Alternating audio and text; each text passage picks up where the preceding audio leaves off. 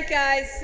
I am Kirk, Eveleth Arnold, and on behalf of our reunion committee, an exceptional crew, we welcome you to now the second TEDx panel discussion. And the feedback from our last reunion and from the participation in that TEDx panel is let's do it bigger and badder. So we are excited and we appreciate all of you joining us for the event.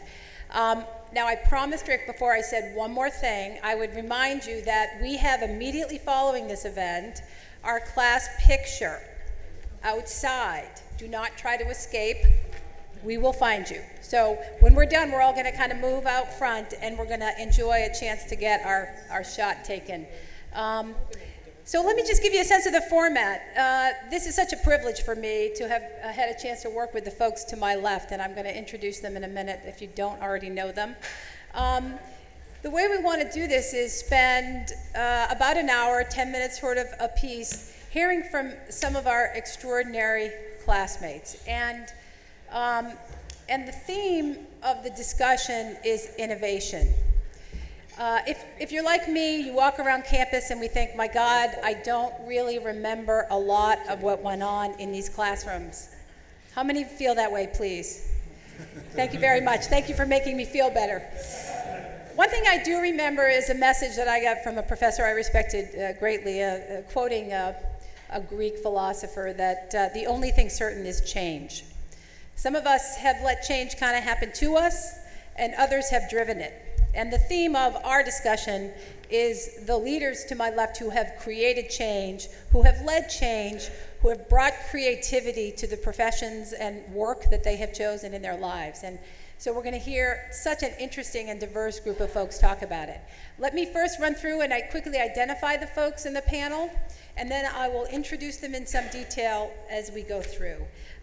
We are Pamela Mason Wagner. Pam, please wave. Can we hear some? Come on, guys.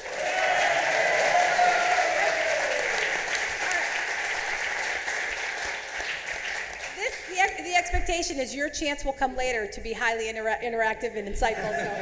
So stay tuned. The esteemed Dr. Robert Higgins, Bobby.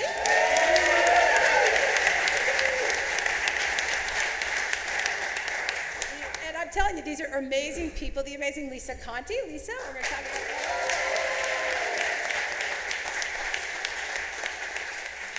Our very own, and I got to tell you, Steve Pignatiello, who is shamelessly using props to get your attention. And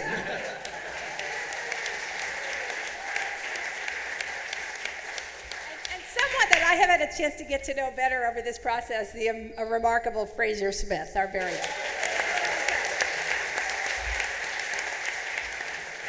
So you guys ready? We're going to go through the presentations, and then we'll hopefully have 30 minutes is the goal, so you all can participate, share your ideas, ask questions, and it's going to be great.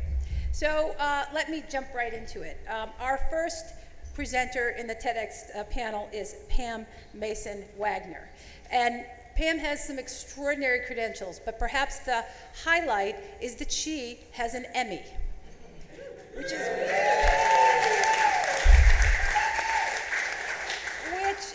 as my kids say, it's wicked cool. Pam got that Emmy for her work producing an American Masters documentary, Finding Lucy, which was a feature-length documentary about the TV comedian. Right now, she's working on a couple of great projects with the World Science Festival and Art21. And when you look at the list of organizations that Pam has done production, documentary directing, and writing for, it includes most every major media organization we know. PBS, NBC, CBS, TLC, Nova, ID, Discovery, which is I love Discovery. Pam has been a leader in the industry for a very long time, and she has some really exciting insights on innovation and creativity. She co-founded in New York City the nonfiction production company Turtle Rock Productions with her husband, which is its own amazing accomplishment, working with your husband, and is, and mine is not here, so I can say that. And I am delighted to introduce to you our very own Pam Mason Wagner.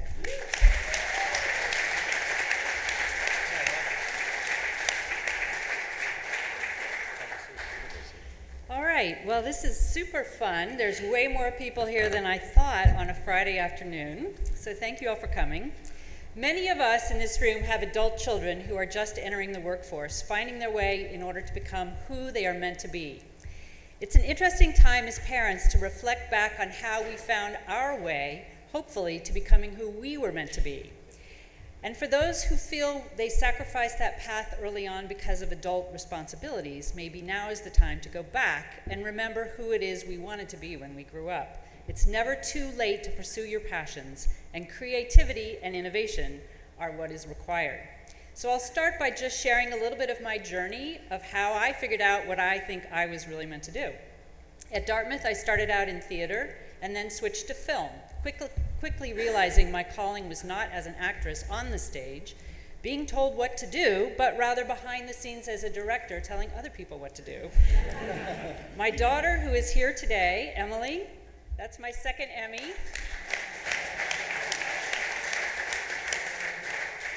She will be very happy to tell you afterwards how I like to tell people what to do. At my first real film job interview in New York, which is where I live, I had virtually no experience, but I understood the importance of a beginning and a middle and an end, thanks to my professors here at Dartmouth. I cared about stories, and in some fashion or other, I've been telling stories for a living ever since. Okay, now I have to figure out how this works. Oh, good. Bill Moyers, for whom I made 10 films over about 10 years, asked me to write a proposal for a series about addiction called Close to Home, when his eldest son, William Cope Moyers, found himself at the age of 30 close to death in a crack house. After several relapses at various treatment centers, Cope finally found his way back, and I was honored to be able to tell a small part of his story in my hour about addiction treatment in a film called Changing Lives. But lest you think it's all serious and dour, I do fun programs as well. There may be some people in this room who even will remember that my nickname in college was Lucy, a name I was given after I permed my red hair into tight curls. I did not have the nickname because I was kooky. Just wanted to. As Kirk mentioned, my husband Tom and I both won an Emmy for that project, and we bumped into several Dartmouth people at the ceremony, including my former professor, Bernie Vizca, and fellow 81 Dave Peterson. They also took home statues that night. However, 2 days later was September 11th, which kind of put the whole Ego Awards thing into perspective. A good documentary takes people to places they wouldn't ordinarily go. And one of the coolest places that I've taken an audience is the locker room at NASA in Houston with astronaut Mike Massimino showing how to put on a spacesuit. And you're going to see in a moment there's a theme here having to do with men and clothing. My next few assignments took me all over Europe, shooting with actors, costumes, set decoration, and suddenly all the theater training at Dartmouth started to pay off. These are images from a documentary I directed about Joan of Arc, which was shot in various castles throughout the Czech Republic. The actress who played Joan, Lucie Vandrejčková, was totally amazing. The film aired on the family-friendly Hallmark channel. Lucia was all set to do publicity until someone in the research department uncovered the fact that she had previously starred in a softcore porn film. Oh well, these things happen. We shot 2 more films in the series. St. Patrick was shot in Ireland and St. Francis in Italy. This is when my family really started to feel sorry for me. I had to spend weeks scouting locations in Umbria, attending medieval festivals. And by the way, I urge anyone in this room who can go to this festival, which is called Calenda Maggio. It usually begins May 5th and lasts for 4 days in Assisi, and it's totally outrageous, and there's never any tourists there, and I really put it on your bucket list. I was there searching for beautiful people to be in my movie. But because we didn't always have much of a budget, they had to come with their own costume. Creativity and innovation, right? This young woman wound up playing St. Clair, and this handsome fellow named Niccolo was my St. Francis.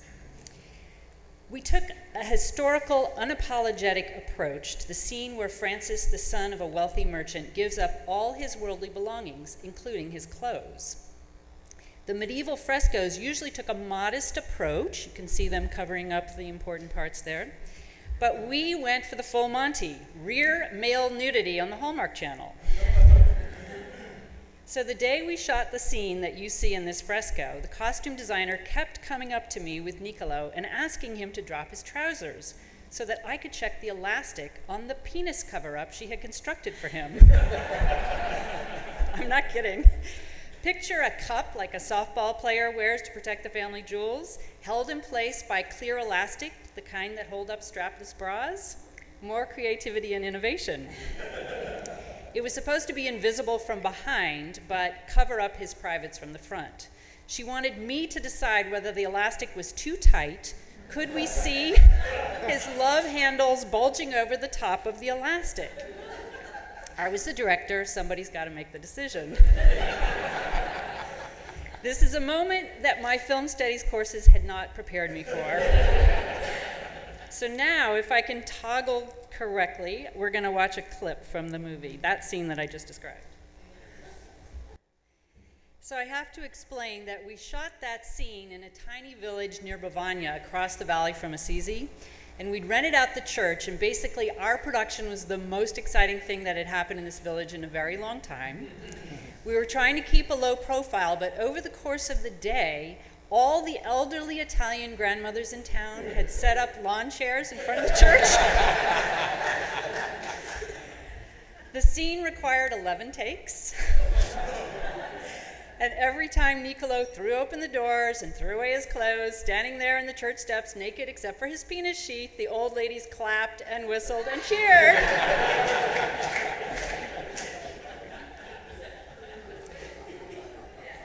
Another historical drama followed called Christmas and the Civil War, and this one was for Discovery. It was also based on the real words of famous characters, including Louisa May Alcott. This is my director of photography, Diana Taylor, who collaborated with me on all the Saints films. And I should have said, my husband has collaborated with me doing the music for all my films. I don't know if you enjoyed that music as much as I did. This is my core team, Betsy Reed on the left and associate producer Caroline Waterlow on the right. And after that came a project I'd waited all my career for, Makers, Women Who Make America, which tells the story of the women's movement and aired on PBS in 2013. On the one hand, it was really great to see how far women have come since we were all undergraduates, but on the other hand, it was really frustrating to realize some things haven't changed at all, including the fact that women still make 70 cents on the dollar.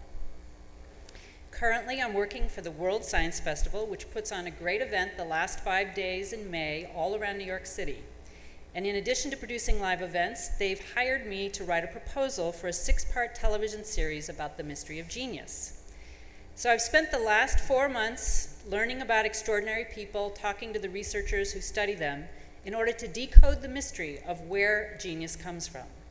What I've learned so far is that genius is actually a social construct, a made-up idea that probably better describes accomplishments and achievements rather than people. I'd rather think that Einstein's theory of relativity was a genius idea than get invested in whether Einstein himself was a genius. Because if we asked his wife, she really would probably have a different perspective than the historians.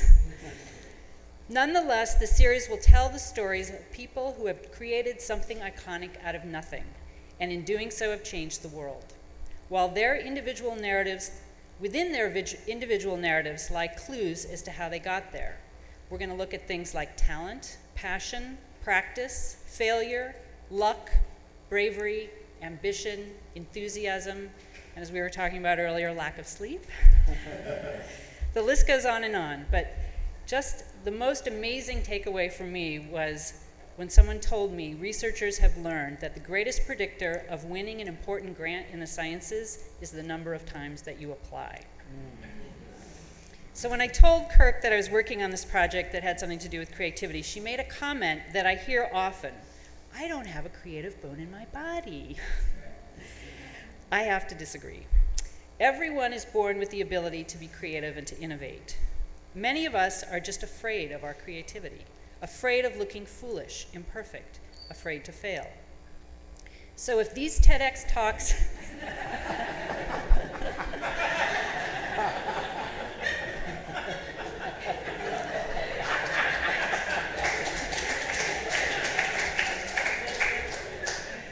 So if these TEDx talks today are supposed to be about transformation and innovation, then I would argue our greatest responsibility is to transforming ourselves.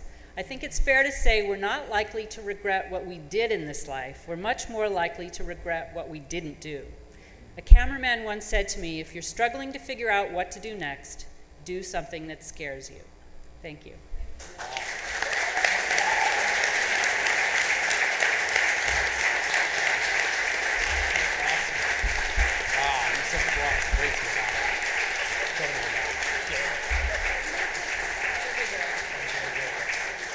Pam, awesome. And guys, remember your questions and comments, because I know all of the panelists really look forward to this. That was phenomenal. Aren't you glad you came? And we're just getting started. Our next presenter,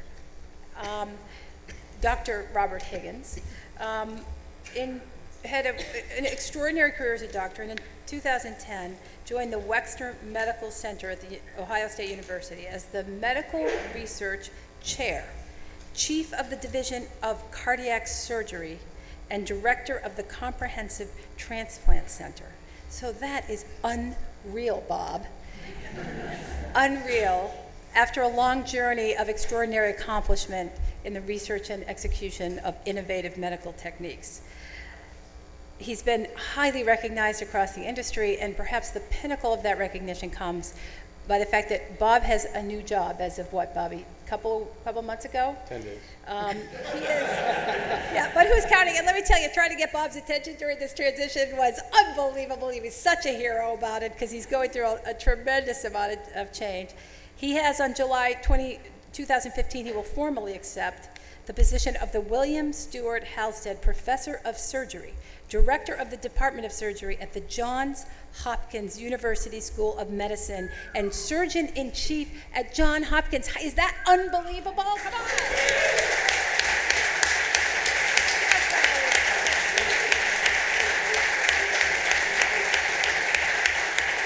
It is unbelievable. We knew you when, Bobby. The only mistake I think he made is he did go to Yale for a little stint. Maybe he'll share that, but everybody makes a little mistake. And fascinating, his areas of expertise lie in the area of heart and lung transplantation, mechanical circulatory support, and outcome assessment of heart failure. It is just extraordinary. Bob, please share some of your insights about transformation and creativity. Come on, guys.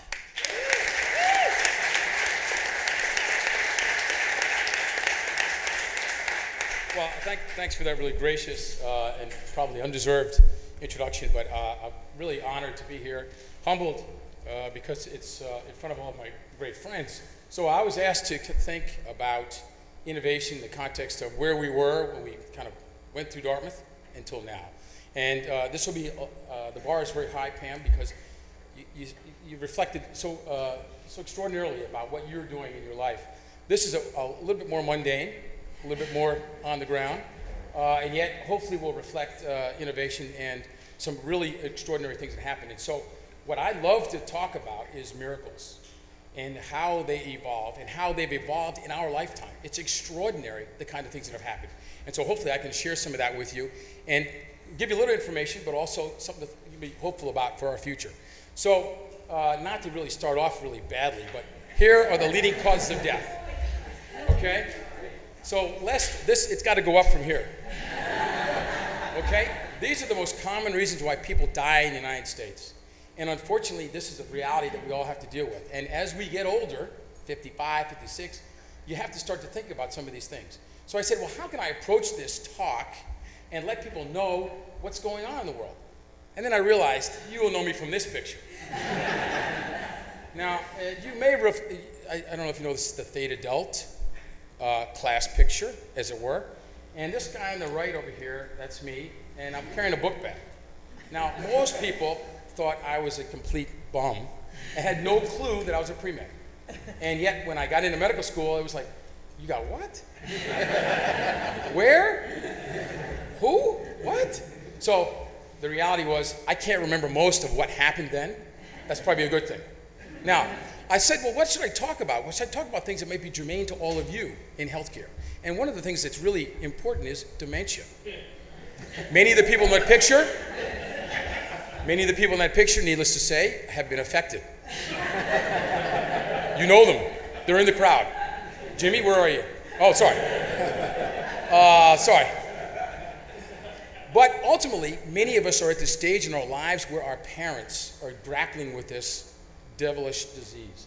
And in our own context, we are going to approach having some problems with it ourselves. Now, one of the questions was, maybe it was related to this. Maybe it's too much alcohol during your early years. There is an association between alcohol and dementia. But there are lots of pieces missing. And have you ever thought about someone's name or reflected about someone you saw tonight or last night and you couldn't remember?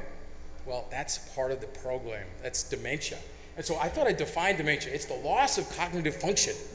Thinking, remembering, reasoning interferes with your personal daily lives. Anybody have any of those problems? Yes, on a regular basis. Now, 30 years ago, we didn't know much about it. Everybody said, oh, it's Alzheimer's, it's a premature aging, all the other things that are problems. Well, actually, we know now it's a degenerative disease that prevents our brains from functioning effectively. And now we've characterized that pretty effectively. It's irreversible. It is a progressive brain problem that slows and eventually reduces your ability to remember and to function. Pretty sad, huh? So that's really not much fun. And the brain kind of starts to atrophy. Here's what the brain looks like normally, and then you start to see the atrophy in the brain. The cognitive function really drops off. Symptoms start to appear at age 65. So we've got a little bit of time, unless some of you have that premature stuff going on. Maybe later on we'll find out who's really got the cognitive function. But it's remarkable how many people are affected by dementia. And 65 age, there's over 5 million, and it's growing, the number of people who are going to be affected by this disease. So we've got to be mindful about that. But I said, well, that's really not my expertise, right? It's probably the most common cause of dementia in older people, but I should probably tell you about something that I really know about, not neurologic diseases. Maybe I should talk about cancer. Now, by way of information, again, a sad topic, but it's, in fact, it informs kind of the rest of my conversation. You might want to know what's happened with cancer over the last several years. Well, close to 1.5 million people have a new diagnosis of cancer each year, and almost 600,000 people die, and that was in 2011. It's really sad. Now, men do worse than women with cancer, like most things, and you can see this is the curve of men with an incidence and the mortality. You see that they have a much higher mortality than women. So you might want to know, well, what are the common causes of cancer in women? Well, the 3 top causes of cancer are breast cancer, lung cancer, and colon cancer. But there's been a progressive decline over the last 20 years. So it's getting better. It's not perfect, but it's getting better. In terms of men, the most common disease, prostate, lung cancer, and colon cancer, with a 21% reduction. So things are getting better in healthcare. It's just not quite right. Now, ultimately, almost 1 million people have been saved by early diagnosis and treatment. But ultimately, it's still a common problem that we have to kind of address. The real remarkable data looks at cardiovascular disease, and the thing that I'm going to focus on in the next 7 or 8 minutes is how much death from heart disease has dropped while cancer has been flat. So this looks at people under the age of 85, from 77 out to 2005. You see remarkable improvements, and I'm going to talk to you a little bit about some of those things today. So ultimately, that's the cornerstone of what I'm going to talk about, and that's what I do. I am a cardiovascular surgeon, and I take care of patients with heart disease, as well as those who have end-stage heart disease that's a problem. Now, if you look, heart disease is formed by plaque in the arteries, and it causes a blockage that can ultimately thrombose. Patients develop chest pain and ultimately require medical assistance because of these blockages clog the arteries. The arteries get clogged, and it causes damage to the myocardium, and ultimately the muscle dies. Now, the most common cause, I don't know if Tom Ryan's here, but the most common treatment for blockages in the arteries is to open it up with a balloon or an angioplasty. And they take a catheter and slide it up into your heart, open up the blockage, and then put a stent in there, which ultimately saves thousands of lives. Really remarkable. The other alternative is open heart surgery, one that most people dread, and most people say, I'd like to know you personally, I don't want to know you professionally, because I don't want you to crack my breastbone, but that's what we do. So, but bypass surgery can improve patients' lives significantly. And it removes the chest pain and also prolongs life expectancy significantly. So we do about 1 million of these a year, and in our institution we do 2,000 of them, and it's not uncommon to do 20 or 30 a day. Hard to believe that many people have open heart surgery on a regular basis. Unbelievable. Yet it's very, very effective. Now, what's happened over the last several years is as the number of bypasses are decreased, the number of percutaneous interventions has increased. So catheters are better to fix the problem temporarily, and ultimately they can improve things significantly. Now, what happens if you have a heart attack and there's damage to the muscle?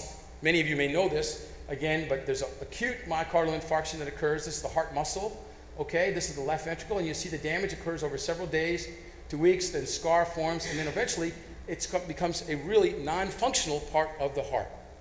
Now, the problem is if you develop a big heart attack and you don't die from it, you develop heart failure. And that's really the epidemiologic problem that we face. It's a real predicament around the world. In the United States, 5 million Americans have this problem, 10 million worldwide. Many of the patients have high blood pressure, so if you have high blood pressure, you better treat it. It's a common association with congestive heart failure. It has a huge impact in terms of all the treatments and modalities and the other problems that we have to take care of. And it is requiring extraordinary measures, which I'm going to focus on, to address this growing problem. Okay, so close to 100,000 people have heart failure that require hospitalization each year. Now, what happens in heart failure? Well, the heart is shaped like a football, it's kind of oblong, and ultimately it becomes more like a basketball, it becomes more globular. And that cartoon doesn't really do justice to the real problem. Here's a cardiac MRI of a patient that we actually transplanted. You'll see this patient's pictures in a minute. This is the heart, and you see that it's supposed to be vibrant, dynamic, pumping. It's barely just the blood is just swirling. And you see where the infarction has occurred, the muscle is thinned, and it's not pumping. So this is the kind of patient that we often see to try to fix the problem. Now, when I was growing up, I thought about heart transplantation as a really cool thing, and had a chance to meet this guy who developed a technique for human heart transplantation in the late 1950s and 60s.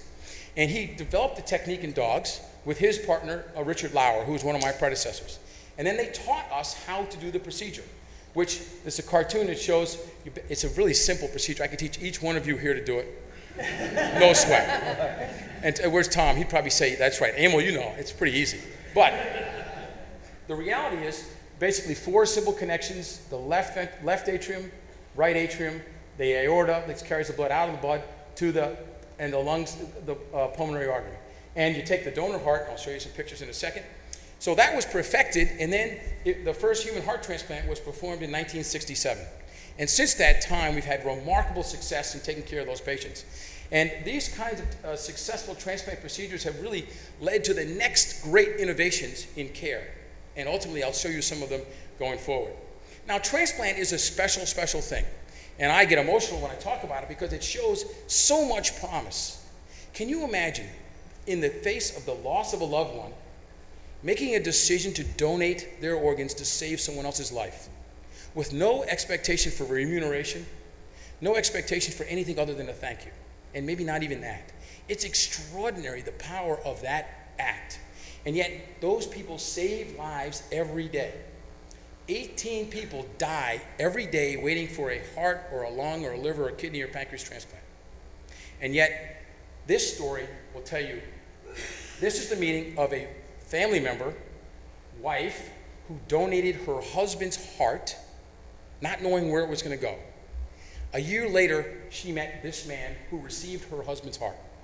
Can you imagine putting your head on this stranger's chest and hearing your husband's heart beat inside? Extraordinary power. Incredible emotion. And you can see the emotion welling up here. So that's the field I live in, which is really cool. Selfless acts of people giving the gift of life. So this is a human heart, ready for transplant. It doesn't look like a cool kind of Valentine, does it? But it's a pretty special gift. It's a pretty special gift. So we transplanted this heart, and a patient you'll see in a little bit. Pretty remarkable. It looks kind of, so it goes in a box, ice, cools it down, keeps it alive. We have 4 hours to get back and to take out the old heart, put the new heart in. So that network was developed during the time that I was growing up. Since we grew up in the 80s, this organization helped to organize all transplants around the country.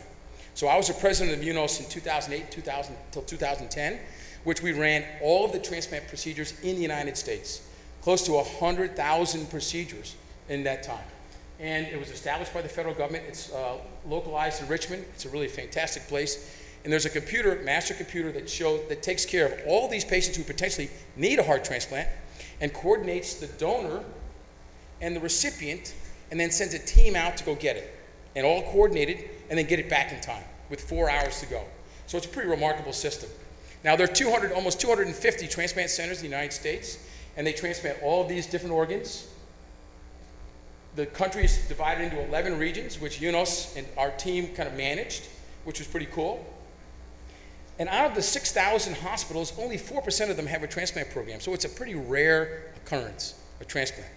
Now the biggest problem is we don't have enough organs. Not enough people decide to give. So about 30,000 organs will be donated each year, but only that number won't save the 122,000 waiting. So that's the biggest problem. So we have to use other devices, and this is an innovation that's occurred in the last 5 years. The Thortec HeartMate 2. So this is a mechanical pump that actually came out of the NASA industry. It looked at a hydraulic pump that gets plugged into the heart and can pump blood at 5 to 10 liters per minute to substitute the pumping power of the heart. And here's how it gets plugged in. It goes up to the aorta. It's got a battery pack and a single cord. And so it's a really remarkable thing.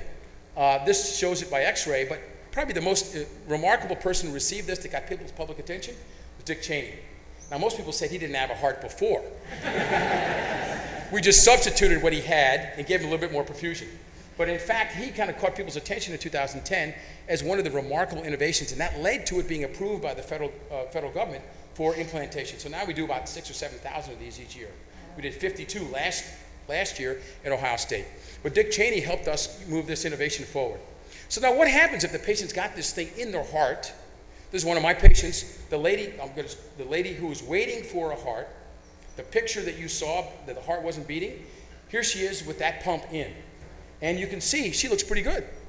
She has a lifelong companion. She's got batteries here that allow her to be out and around, walking around for 6 to 8 hours a day. She can't drive a car, but she can do everything else. She can't swim, but she can shower. She can do everything else. So she's fully functional.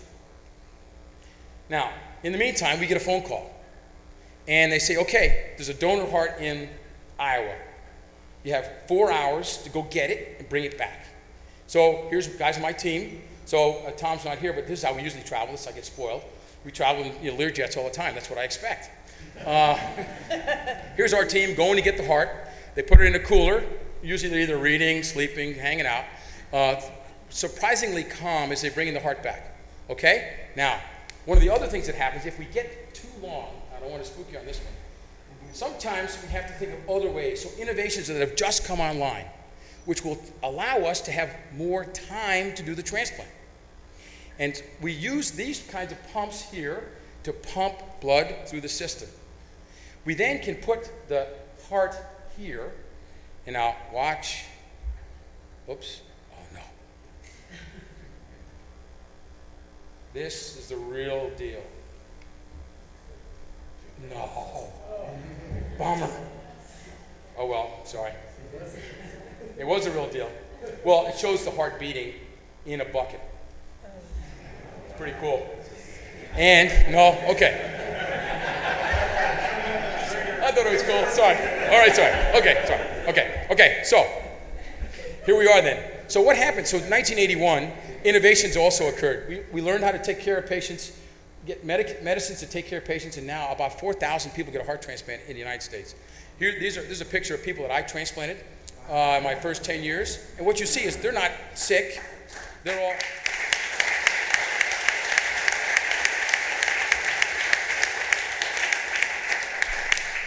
So the last thing I'll tell you, I did my 402nd transplant about 3 weeks ago.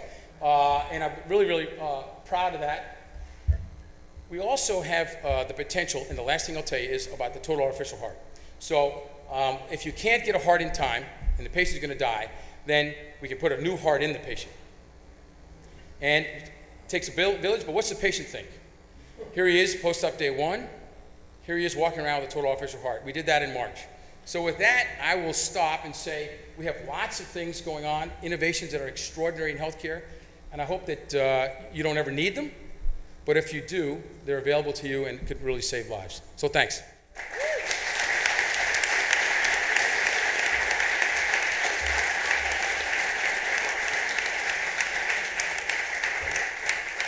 So unbelievable. If you want to stay after, Bob's going to teach us how to do heart surgery. Easy. Simple stuff. Right, right. I know Bobby Gaudette's the first in line for that bad boy. All right. So, thanks, Bob. Amazing stories. Amazing. If you want to bring the next presentation. Oh, no. Next, we have Lisa, who's actually going to fly without any kind of material. And Lisa's story is a bit close to my heart. Lisa is in the business world where I hang out and has been just an extraordinary innovator from the get-go. And as I got to know more about Lisa's career, I was astonished to learn she has done not one, not two, but 3 successful IPOs in the advanced pharmaceutical industry. Now, guys, hanging around that space, that is an unbelievable thing. So that deserves a little enthusiasm. Unbelievable. She is a pioneer in the biotech emerging pharmaceutical space and has been at this 25 years. She's raised, to support her innovative businesses, over $350 million in funding, and that spells, let me tell you, in business, high levels of confidence in her leadership and innovation capability. She's been widely recognized, was a nominee for the 2009 Bio-Humanitarian Award, and was almost just a few weeks ago, Lisa, did her most recent IPO of Jaguar Animal Health, where she currently is the CEO. Please join me in welcoming our pharmaceutical innovator, Lisa Conte.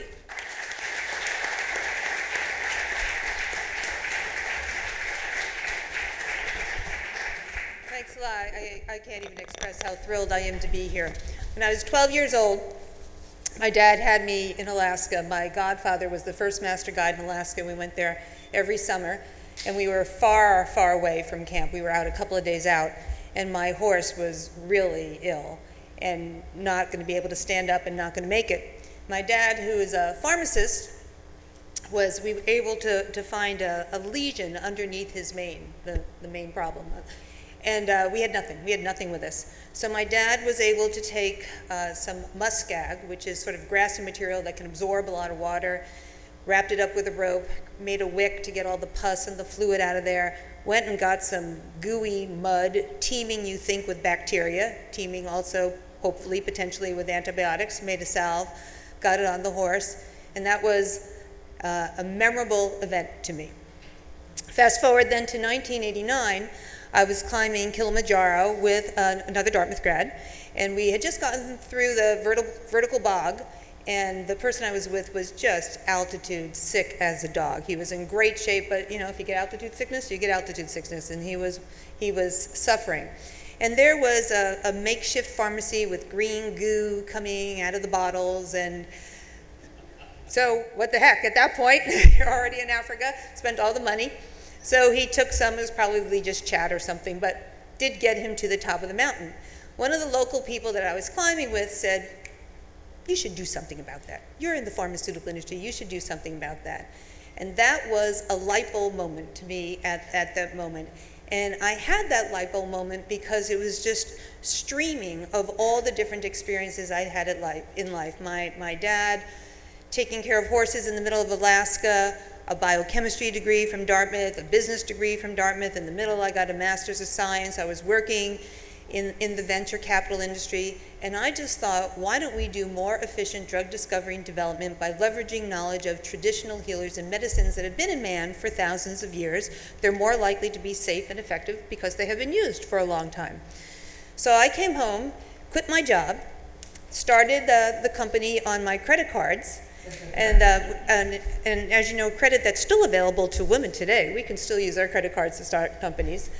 And the first, and still do sometimes, and the first business plan was 10 years, $300 million, no expectation of revenue between that period of time. But I was just so taken with the concept that off I went with no fear. And when you think about it, I was thinking innovation, bringing new ideas. Here's my first company, and I'm using technology that's thousands of years old that has been in man forever. So that doesn't really sound like innovation. The innovation at Shaman, and that company was called Shaman Pharmaceuticals, was the business model. So we didn't just march into the rainforest and say to shamans, what do you got?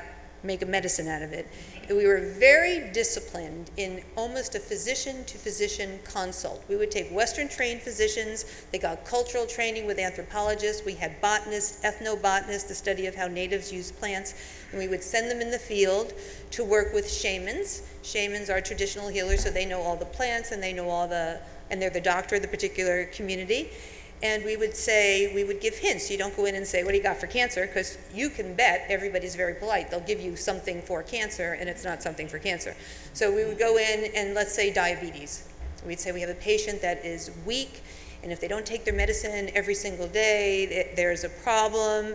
And you give a few more hints. Ultimately, you get to the big hint, which is sweet urine. If you taste the urine, it's sweet, which is a common description of diabetes around the world. And then what the healer does is some of the comments that we would get back is that this is not tropical medicine, this is jungle medicine, this is unsophisticated medicine.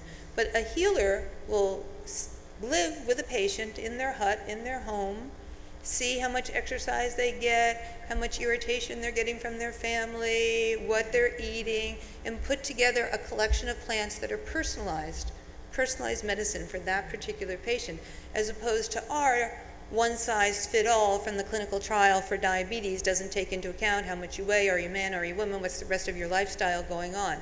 So we were able to convince investors that this was a sophisticated business model and make it work. Along the way, so there's a 10-year business plan. Along the way, I didn't know when I started I was going to have 3 kids and for the most part end up raising them myself.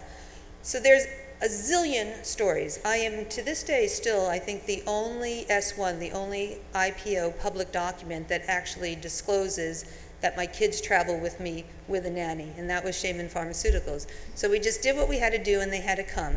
But I think one very telling story was my son Bobby. So my 2 daughters are sitting right here. Maddie's a sophomore at Dartmouth and Tessa is just entering her senior year in high school. My son just graduated.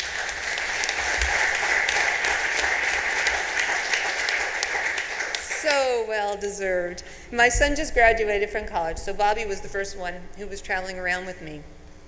And Shaman was up for an entrepreneurship award. And so I was inviting anybody in the company, you buy a table, anybody who wants to come, come to dinner. It'll be nice, dinner, dancing. We're not going to win, but, just come. And they said, well, why are we going to win? And I said, well, I think if I look at the winners, they have a different definition of entrepreneurship than we do. And I said, and so I was asked, what's your definition? So I go, let me get back to you on that, sort of like when you asked me about innovation. And so I packed Bobby up from the office, was bringing him home. I said, Bobby, you ready to go home? And he said, no. So packed Bobby up, brought him home. Bobby, you ready to have dinner? No. Gave Bobby dinner. Bobby, you ready to have a bath? No. Of course, gave Bobby a bath. And it hit me, of course, that the definition of entrepreneurship at Shaman Pharmaceuticals was just not hearing the no's. We had to be respectful of what we could learn from others, respectful of the past, but we could not be constrained by the historical norms in the pharmaceutical industry. So that was Shaman Pharmaceutical. Off we went for 10 years. In my industry, when you're doing the discovery innovation, you typically license your product out to somebody else to sell. So we were in the process of licensing out the pediatric version for someone to sell. My first product was for diarrhea. So we talk a lot about diarrhea in our house. And it's great. It works. It's life-saving in cholera. It works for mild deli belly. It works for chronic diseases like side effects of chemotherapy agents. So it's a really normalizing mechanism of action. We were about to close the deal, big check to come to us. And the CEO of the company said, whoa, whoa, whoa, whoa, whoa, whoa, pediatric diarrhea? Something that kills millions of kids in the developing world and we can't make any money off of that? Get out of the deal, which they did. It was a breach of contract, but what are you going to do? So they got out of the deal. And that was a stimulating moment for the next type of business model innovation. It happened about the same time that I was listening to a speech by a pharmaceutical exec who was invoking a quote from one of our more progressive vice presidents and talking about how the responsibility of the pharmaceutical industry is to take care of those in the dawn of their life, the dusk of their life, those who are young, can't take care of themselves, the handicapped. After all, we're not making widgets. And it was very inspiring at the same time that we were not going to have a deal that was going to allow our product to get to basically the only people who die of diarrhea, little children in areas where there's little resources. But then I stepped back and I thought, that's not true. We as an industry don't do that. We've sued Nelson Mandela. We raise prices on drugs every single year so that the elderly have to cross borders and go on the internet and risk getting fake drugs. It really, at times, is an embarrassing industry to be in. So what we did is started Napo Pharmaceuticals to bring about social change in the pharmaceutical industry, and we were going to make all our drugs, all our proprietary drugs, all our patented drugs available to all people, all channels, all populations, all countries, regardless of their social or economic status. And we had to do it in a way that we could still attract hundreds of millions of dollars of investment, because this is still risk-based pharmaceutical development. So the innovation was merging two business models. It was the high profitability, typical business model, proprietary products of the West, with a higher volume business model of all emerging and developing countries, working with business partnerships, no charity, no subsidies. Everybody was in business to make this happen. And that was Napo Pharmaceuticals. And it was wild and it was fun. I was in India 50 times in 4 years, and there was partnerships in almost every little country, a huge amount of travel. Along the way, there's the family, of course. And the great thing about being in the global business is there's opportunity to work 24 hours a day. So I could choose to work 24 hours a day. I think there was a comment about not too much sleep. There's definitely the main way to make this work is to not sleep too much. And I thought I had it handled. I thought I had it. I could take my kids to skating in the morning because I could, work whenever I needed to work. So I came back from one of these trips in India and made it back in time for Tessa's teacher conference. And she happened to be Indian, and she was saying, wow, you just got off the plane, 18 hours, you look great, you're so together. And I said, oh yeah, I don't have an internal clock, I can fly any place, I got it handled, I got it wired. And by the way, it's so wonderful to have a fourth grade conference, because the kids are independent, but they still love you and still dependent on you. And she listened to the whole thing and she said, your daughter's in 5th grade. Which Tess will attest to happened a few times. So the message of that one was big opportunity cost. And I mean, it's so exciting, but big opportunity cost. And I had to make sure that what I was doing was providing not only something important to the world, but something important to my family, my immediate community, that it was worthwhile for them to see what I was doing and to bring them into as much of what I was doing as possible, which they can attest to. They certainly have. There was a story once about Melinda Gates saying that in the Gates Foundation, they find childhood diarrhea and mortality from that very, very important. And we, this is Melinda Gates talking, talk about diarrhea at our dinner table all the time. And my kids thought, you don't know what talking about diarrhea all the time is. All right. I was very happy to say it took a little bit more than 10 years, but on December 31st at 2:20 in the afternoon, our first pharmaceutical product got approved, and it was the coronation of the demystification, the only company that ever has demystified traditional knowledge and taken it all the way through with the shaman as the initial source of the intellectual contribution, and it was an FDA-approved pharmaceutical. So, done. 2 companies, 2 IPOs, done.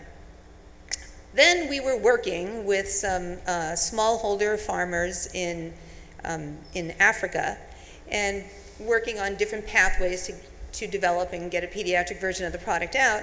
And what we learned is that the children would get sick and be vulnerable because of what was happening to the animals.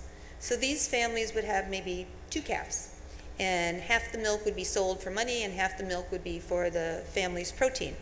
But if one of them got sick, typically diarrhea called scours in a calf, then the family is the one that would suffer. Still, the milk would be sold for food, and the family wouldn't get the nutrition that they needed. The children would become vulnerable, and the number one disease in that situation was, in those areas, is typically dehydration, cholera, enteric infections, basically diarrhea, which, if it doesn't kill the kids, it's about 2 to 5 million every single year, seriously impairs them for the rest of their life and their cognitive functioning. So we decided, well, if every single person on the planet is going to have an opportunity to get this product, why not every single animal?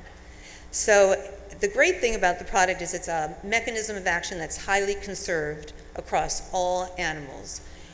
So everything that we did in humans, a lot of what you do in animals to get to humans, was immediately relevant to animals. So about 1.5 years ago, we started Jaguar Animal Health. And what we learned from that grassroots level is grassroots innovation is the financial driver is almost superior down at some of these real dispersed poverty-stricken areas than in the developed world, but the business model is the same. We have racehorses, high-valued animals, companion animals, very high profitable products, and then we have higher volume going to the rest of the world. So the end of the story here is that horse, when I was 12 years old, was cured, carried me back to camp, and I think there have been many, many sources of inspiration and innovation and entrepreneurship in my life. But the most important ones for me to pass on to my daughters is listen to your parents.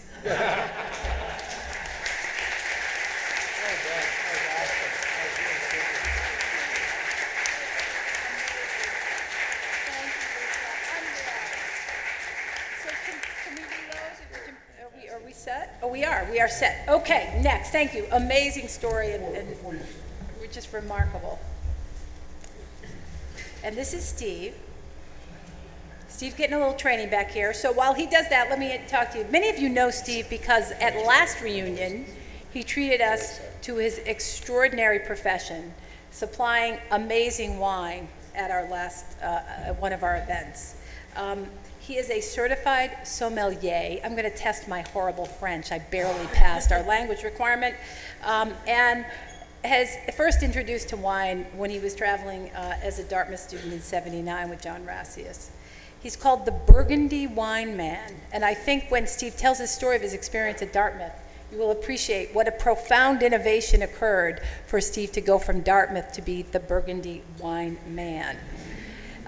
He was recently inducted into, and I'm going to do this, Steve, I'm going to try it, into the prestigious Confrérie des Chevaliers du Tasse de Vin, which, how'd I do, okay? Great. Okay. It was very much a struggle, which is an amazing recognition of his knowledge about wines, how they're produced, and how they're distributed. Steve is really a leader in this incredibly important industry to all of us, going from France to providing refreshments to the PGA Tour, so that'll speak to some of us. So he gets around, man, in his story about innovating and how innovation happens in this amazing industry. So please join me in welcoming our very own Steve Higgins.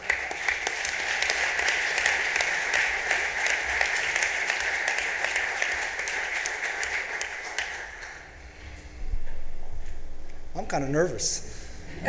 How'd you guys do that? I mean, I give talks like this on a similar subject all over the country to people, and but I didn't grow up with them like you. We kind of grew up together, you know, and so I'm kind of nervous. But I'm also kind of humbled because you've got some really creative people like Pam and Fraser, who you're here after me, and some people who save lives like Higgy and Lisa, and I make people happy. I just give them wine. I mean, you know, how creative is it? I was talking to Fraser beforehand. He says, yeah, I'm really looking forward to hearing what you have to say. He says, because wine's been making it for thousands of years, and it just kind of happens by itself. So, you know, well, I don't make the wine, so that's interesting. But my story actually starts a little before Dartmouth. It starts with my Italian grandfather, who came over on the boat in 1914. And he started making wine in a little town called Worcester, Massachusetts, or Worcester, Massachusetts, which is where my parents were born. And he had the barrels in the basement. He grew his own grapes. He had a fig tree in Worcester. And he made this really harsh, tannic wine that he loved and I couldn't stand. All right, and my dad's palate went from that, and my dad now buys the 3-liter jugs for $9.99. And you know, I'm the type of person, if it's yummy and you like it, drink it. You know, so it's okay. Doesn't matter what I think. Do what you want. But that kind of got me started in thinking about that. But I hated it. And then most of you who know me at Dartmouth knew that I not only didn't drink, but I was kind of anti-drinking, and you know, kind of vocally anti-drinking. And so what I do, I go to LSA, and I go to LSA in 1979, sophomore summer, when all you were here having a good time. I was in France having a good time, but I didn't really taste the wine because the family I was living with was the family in the French book, the Fouché with Nicole and all, if all you remember that. That's the family I stayed with, and but they weren't really into wine. But then the second time I came back, and John Rossius asked me to be his assistant in Blois our junior spring. And which was kind of remarkable because my French was horrible. We had another assistant, Bernie Sheehan. I don't know that Bernie's here, but Bernie had a French mother and his French was impeccable. But while I was there, I tasted a white wine from Mâcon. Now that's not Macon in Georgia, that's Mâcon in France, okay? And it's from the Burgundy region of France. And I tasted this white wine, it was an epiphany. It was like, oh my gosh, this is so smooth and it's so good and it's so, I want more. It's the first time I wanted more, you know? And that was the first epiphany. So fast forward 20 years, and during that 20 years, what I'm doing is I'm meeting French people, more French people that are more and more toward the wine business, and they are coming over and visiting me. I'm going there, they're coming here. And in 1998, I sold my previous business. And so we took a trip to France. My first wife, her name's Gail, and you'll hear a lot about her. She's instrumental in this story. And my 2 children, 2 daughters. And what we did is we went to the Burgundy region of France for part of that trip for a week. And Burgundy is near Dijon, of mustard fame. And because my girls speak French and because I had the connections, we put the girls in French school for the week that we were in Burgundy, which is pretty remarkable, actually. And then we found a family that had girls their same age that took them at night. So they had a little immersion experience that was incredible. And my wife and I went to a different winemaker every night. And we started in the barrels and ended up upstairs. And she's an ER doctor to this day. And it was pretty remarkable because we're tasting some incredible wines back in the 70s and 60s and 50s. And she looks at me and she goes, "Have you figured this out yet, Steve?" I said, "What?" "Apparently not." She goes, "Look, you got an Ivy League education, a master's in international business from Johns Hopkins, Higgy. And you have, we're tasting some of the best wines in the world. They're better than anything we can get in America, and they're dirt cheap. Doesn't that spell business opportunity, Mr. Businessman?" So I said, "Well, maybe." And so then I actually, like a good husband, I didn't listen a whole lot, didn't do anything. And 6 months later, again, I'd sold my business, so I wasn't working, didn't really need to. And so she looks at me and she says, "Look, why don't you go to France and check out this wine opportunity with some of your friends over there?" She goes, "The worst thing you can do is have fun with your friends." I said, "No, the worst thing I could do is buy a whole bunch of wine I can't sell." And she says, "Well, at the price you're paying, what does it matter? We'll drink it ourselves." So that's what I did. I went over there and I talked to 4 of my winemaker friends. And the conversations in French went something like this. They went, "I'd like to, like François Sylvain and Chablis," I said, "François, I'd like to import your wine in the United States." And he said to me, "Well, go talk to my agent in Paris." And I said, "What do I want to do that for? I know you. I can communicate directly with you. Agents mess up the communication and they raise the price, and I'm not interested in that." He goes, "I have a contract to sell my domaine wines through this agent in Paris to the United States." I said, "Well, I'm not really that interested." He goes, "Well, he says, I have personal wines. Wines I own separately in my own name. I work separately. I make very few of them, and I bottle them with my dad's name on the label. He says, if I give you half of those, would you like that? I made him twist my arm and said, yes, of course, okay? Another guy I went to, Jean Aufovre, I went to him and I said, I'd like to import your wines to the United States. And he says, no. Now, Kirk, that's French for no, all right? So, she's a quick study. And so I then said to him, well, I talked to him a little bit more. And I said, come on, I'd like you to, I'd like to get this done. And he says, no. And finally I figured out that the reason why he didn't want to do it is because he's never exported wine to anywhere in the world.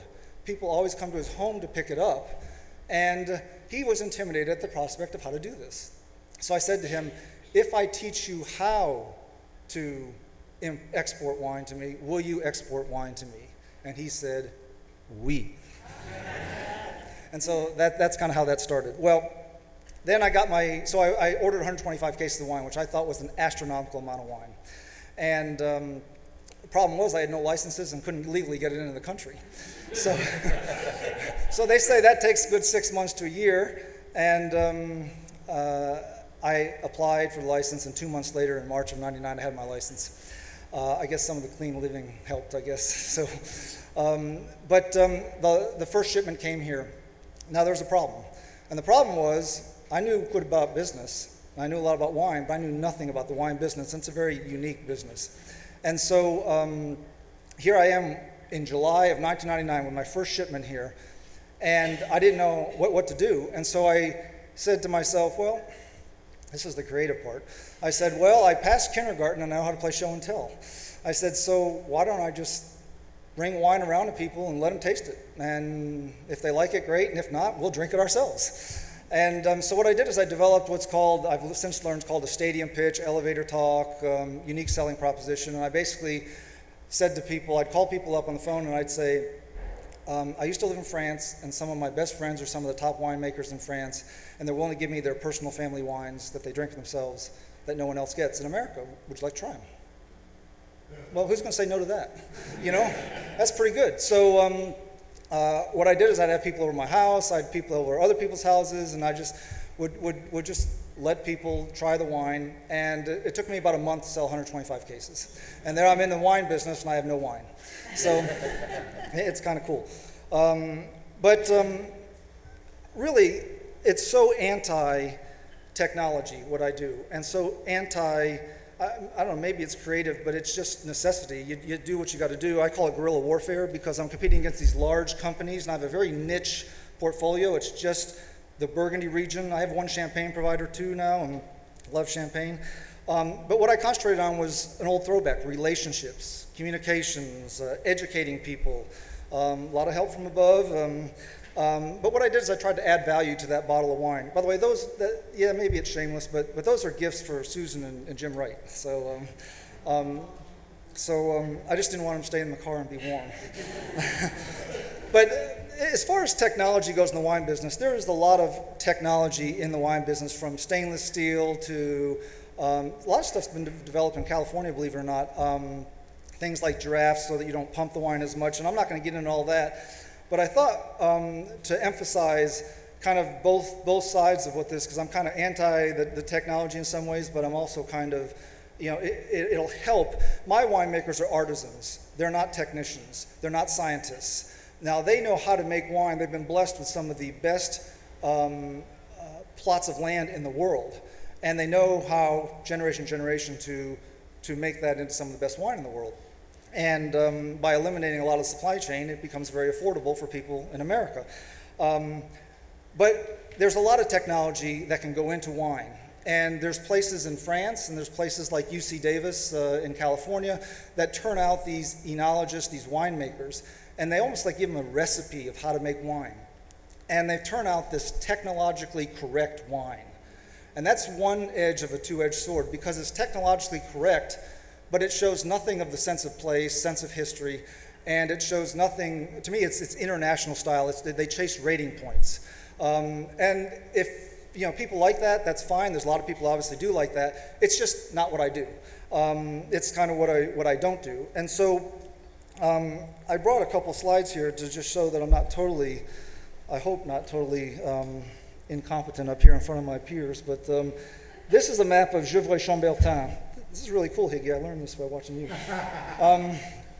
And Gilroy is it's a large town by Burgundy standards, but it is a very small town by our standards. Each of these vineyards, like this vineyard here, is the size of like 4 or 5 football fields. This vineyard here is the size of maybe 1 or 2 football fields. And so this entire town is not very big, is what you can see. And through a couple thousand years, the monks were the ones that started really making the wine in France and for mass and stuff. And then they figured out, well, people liked it if we made good stuff. And so what they did is they codified these different vineyards. And this one here, the Chambertin Claude Bez, was the very first one they ever codified in like 654. I may be off by a year or 2, but you can, So Claude Bez was there. And what they determined is these are the best. These are the Grand Cru, the best of the best. And then they determined that the red ones, these here, and especially these here, are the Premier Cru. They're the next best. And then you've got these, and then finally, this is the 4th level. Well, this area here is a big gorge. And so what you've got is from really millions of years, this flow, alluvial flow, which puts sediment out here into the ground. And so if you take that exact same map and what we're able to do, this is where the technology comes in, is we're now able to map the substructure. And this is one of the coolest things I've seen in wine in a long time. And it's the only town they've ever done it with in Burgundy. And they've mapped it, and so remember, this was the Grand Crus, and these were the Premier Crus, and the most prestigious Premier Crus are right here. Notice this similarity in the substructure. And then the Premier Crus, other ones are here, and kind of around the Grand Crus, they have a similar substructure. And then you've got these wines and then these wines out here. And so really what it is using technology to show that what the monks and what the winemakers learned over hundreds and 1,500, 2,000 years, there's a reason for it, and technology is showing that. And there's a lot of ways they're using technology to help make wine better. But I thought that was one of these things. And so there's the 2 maps side by side, with the Grand Cru, the Premier Cru, and then the others. And they look pretty similar. Isn't that a pretty cool thing? I think that's really, really neat. So when my wife and I when we do tours over there, we bring people over there. And Charlie and Cindy have been there with us. And what we do is we go into these vineyards, and we take the same winemaker who treats the wine the same way, the same grape, same year, everything's the same but the plot of land. And we go around to these different vineyards, maybe 3 or 4 vineyards that are like 100 yards, 200 yards apart. And we taste the wine, and the wine is totally different. And it's because of the substructure and things like that. So I think that's a really cool thing. And that's about all I got to say.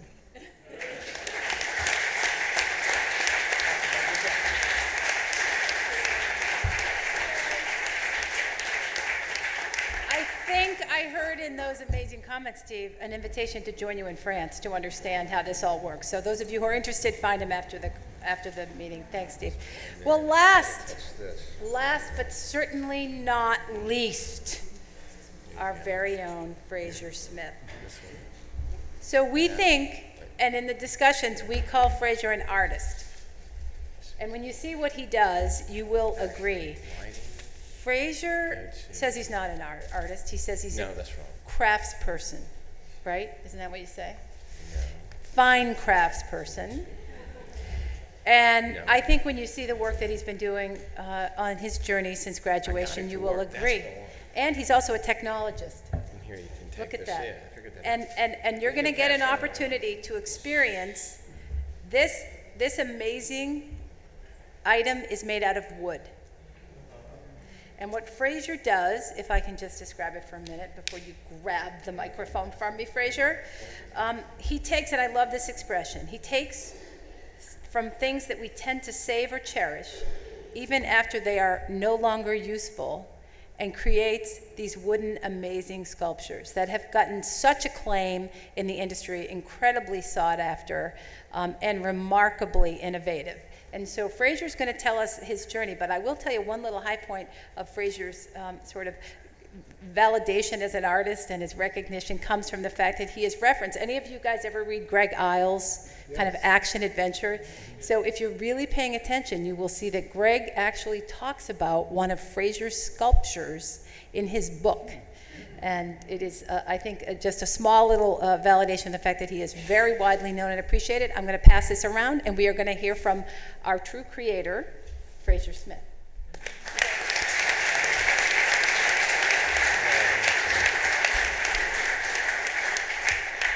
Well, here's what I do. It's actually, it looks like a quilt hanging over a rope. It's actually a block of wood that weighs about 130 pounds.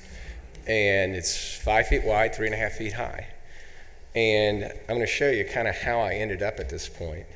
That'll show you the detail on the surface. Now, I thought when, she asked me to do this, they go, I'm thinking innovation, transformation, all this kind of stuff, how does that apply to me? Because I've essentially been turning this into things like this for the past 30 years. But then I thought about it, and there's a whole lot of things that have changed for me over that time as far as the tools I use and the work I do, the actual finished product, the way it's designed. Now, you wonder how I started out. Well, I started here at Dartmouth. Anybody remember seeing this? I know Pancho does. We both did pieces for the same sculpture class. And I did this back in '79. I sold it. The only one to sell his piece in the whole class. And it was just an exhilarating thing because people can compliment you all the time, but when they actually spend money, it means sort of, yeah, they mean it. They really do mean it. And so it got me going. Now, I thought I was going to be an architect, so I thought I'd try to be an architect. So I worked as an architect in San Francisco for about a year. But during that time, I bought a few carving tools, and I carved a little piece. I had carved a rose before. And if you look closely, you can see the rose there. And I was thinking, well, where am I going to put that? Well, why not put it in a lapel? So I carved the lapel, put it on a piece of marble, and that was sort of the first post-Dartmouth piece. At Dartmouth, they have a wonderful sculpture studio, tons of tools, and this was another piece I did. I'd moved to Florida and did this, but with these pieces, I wasn't using many of those tools, and I'll get into that a little bit later. This, I said, well, I carved a lapel to put the rose in. Why not carve the whole coat and carve the rose to go in the lapel for it? So this piece took 1.5 years because of the whole tool situation. But it was well received, so I did another one. I did a leather coat. And it went over well. And so I said, let me do another one. Now, this piece took 1.5 years. This took 1 year. This took about 8 months. I'm getting faster here, okay? And this was the first piece I used color on, and I realized that you can use watercolor or water-based inks and paint something, and it actually looks like cloth. This was actually a cashmere jacket I was going for.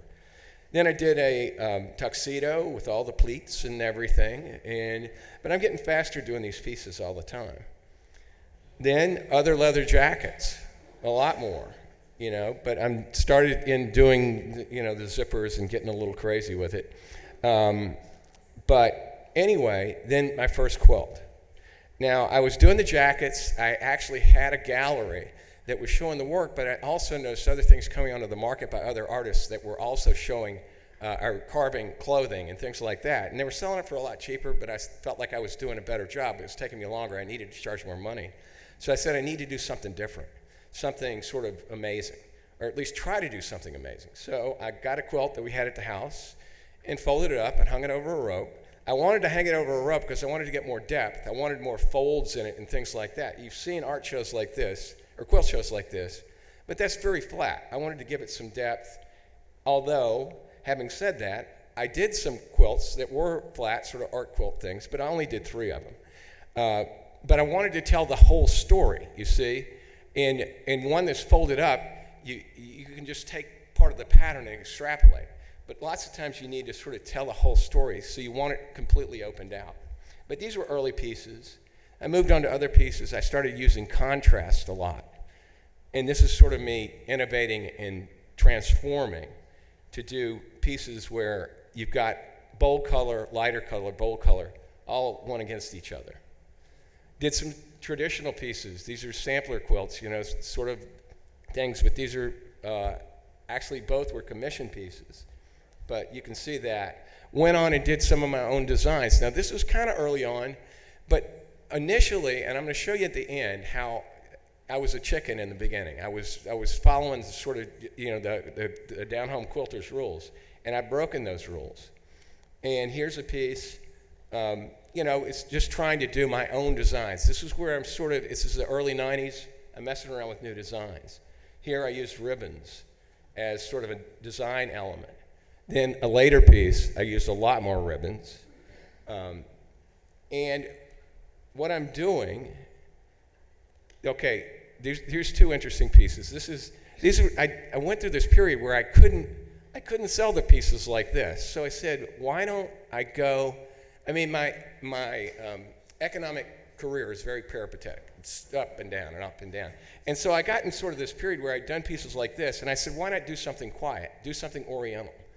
And so I did this piece, and it's not as noisy as the others, but I think both of these were sort of taking that oriental ethic of that type of art to do it. But I did a lot of detail and stuff on them.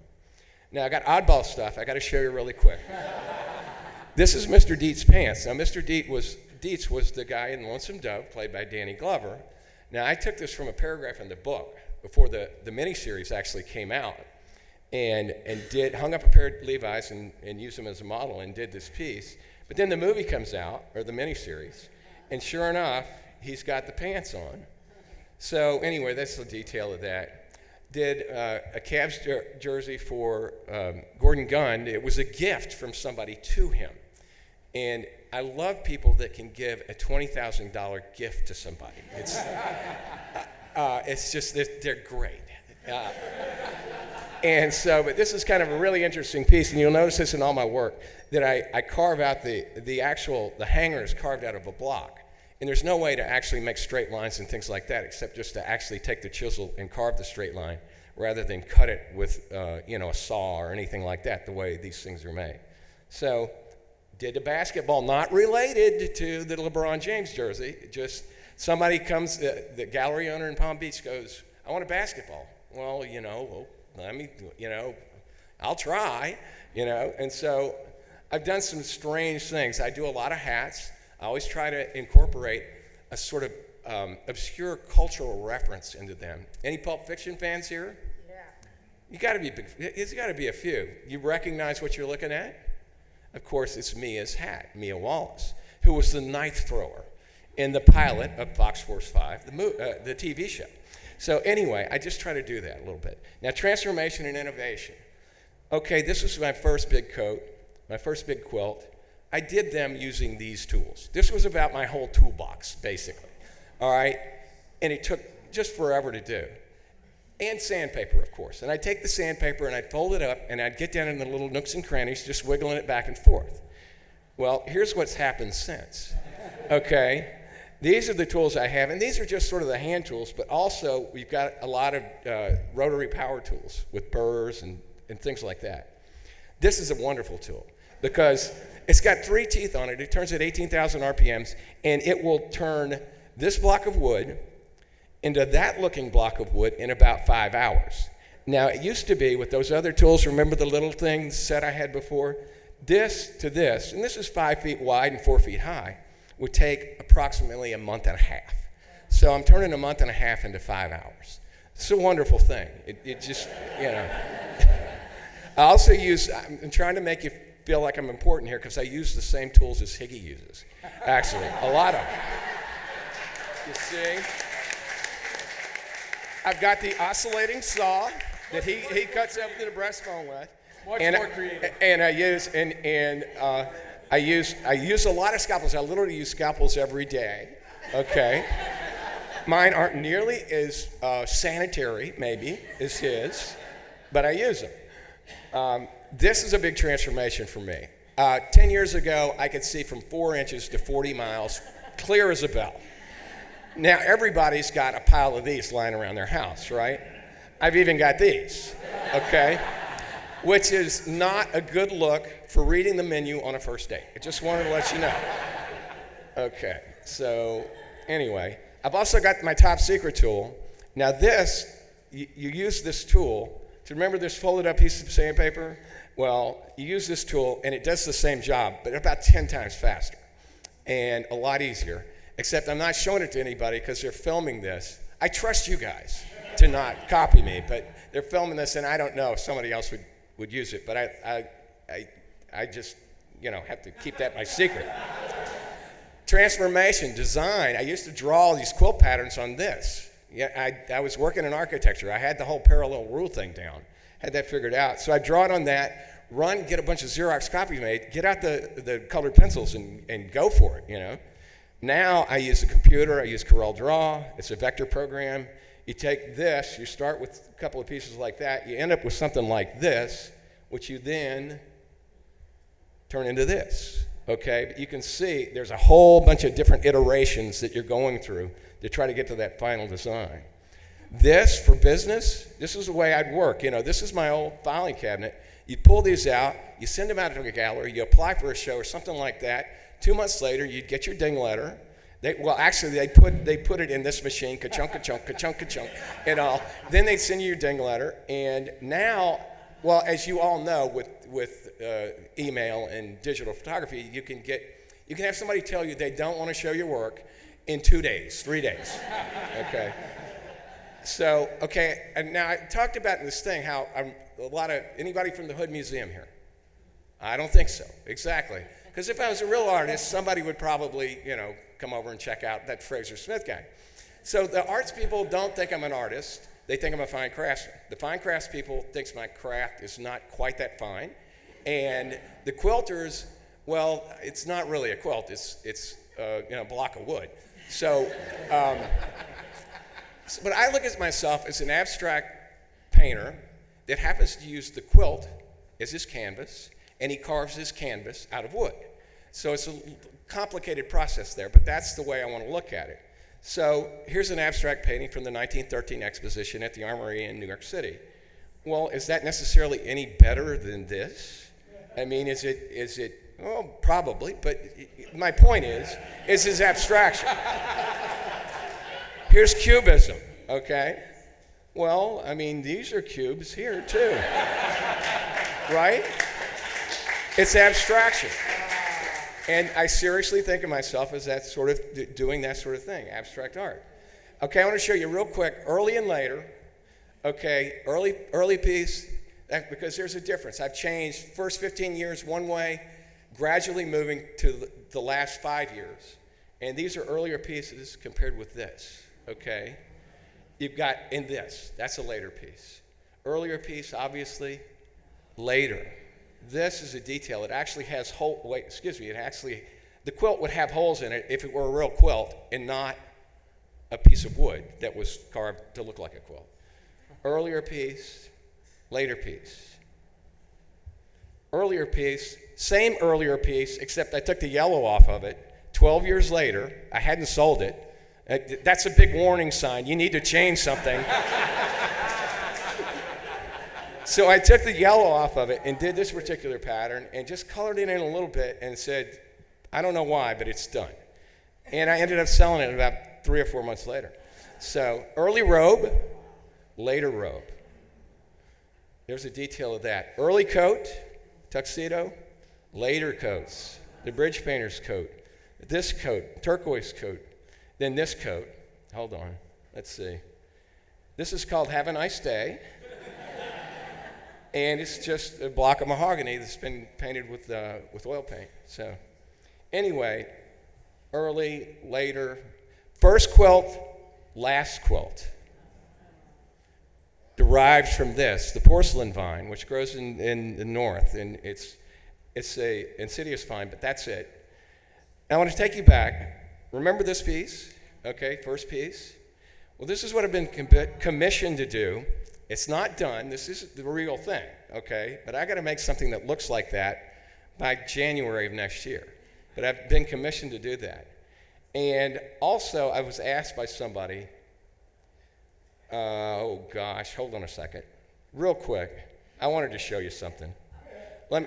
Oh, wait a second. Here we go. Technology. Let me show you. Somebody asked me about telling you about this. And when you do a thing like this, you reflect. Okay, you look at where you were and where you are now, and I go, okay, I'm 56, I'm divorced, like really divorced. Okay. I live in a house on the beach. I drive a convertible sports car. And I started thinking, you know what I need to do? I need to Google something. And then, you look at the use it in a sentence section. And I just wanted to tell you that I do not have a 27-year-old girlfriend. Okay.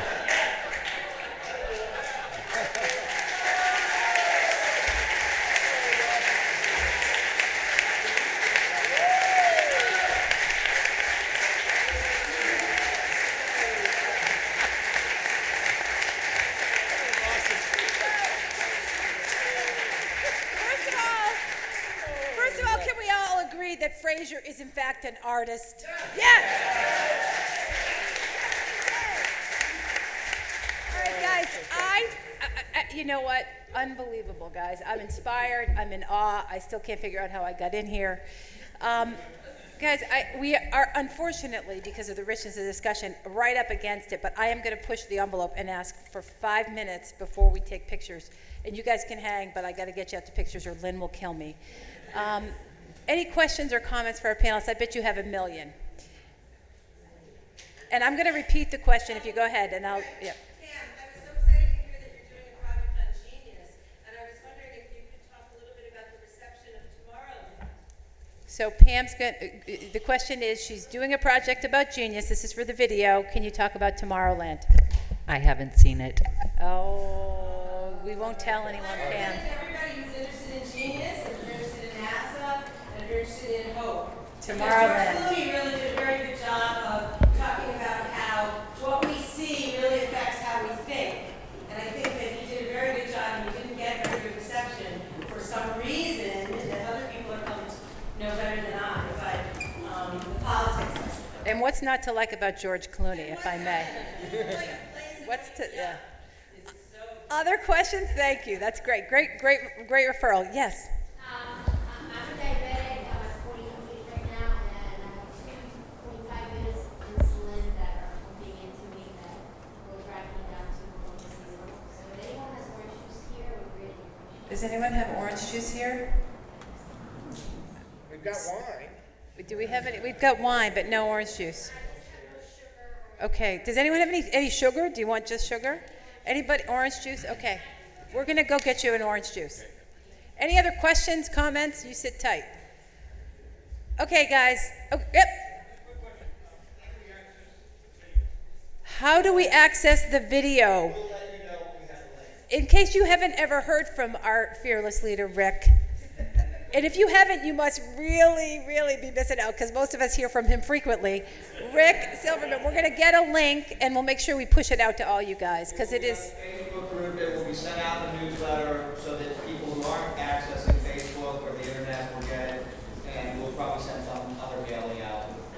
So we'll send a mailing out, we'll send information, we'll push the link to you. Guys, I'm sorry that we didn't have more time for questions. I am not sorry that we filled this time with these exceptional stories.